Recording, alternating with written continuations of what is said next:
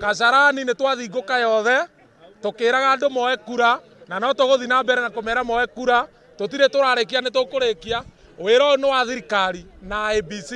na handũ meke maũndũ maya nĩ ithuĩ tũreka na nĩ tũkũgirĩtio maũndũ maya na gũkũ kĩanda tũkenda kũhũrwo na tear gas no nĩ twarega twauga tũkuoya kĩa hinya rĩu ũndũ ũrĩa tũrauga nĩ atĩ mawĩra maya nĩ ma mũmbunge ũrĩa wĩkuo na MC arĩa mathurĩtwo na matireka maũndũ macio ithuĩ nĩ ithuĩ tũreka ũguo andũ maimĩre moe kura nĩ tũranyitanĩire na ABC na yetĩkĩra nĩ matũrekereirie tũtũraga gũkũ na mathĩna tũthingũkaga na tũtigũthingũka rĩngĩ rĩu na ithuĩ nĩ twarega rĩu ũguo andũ moe kura kwa sababu ukiangalia kama Kenya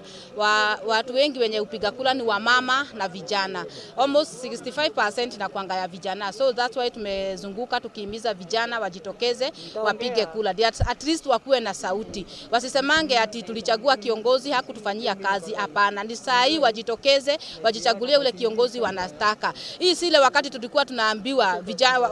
uongozi wa vijana sijui ni kesho hapana ni sasa na ni sasa hivi na leo tumekuwa tukizunguka tukihimiza watu waweze kuchukua kura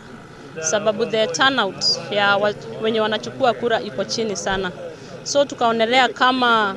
viongozi the aspirants tukaonelea ni vizuri tukuje pamoja tushikane tuhimize watu wachukue kura sababu hizi kura ni za muhimu sana kwetu kutoka chini tukienda juu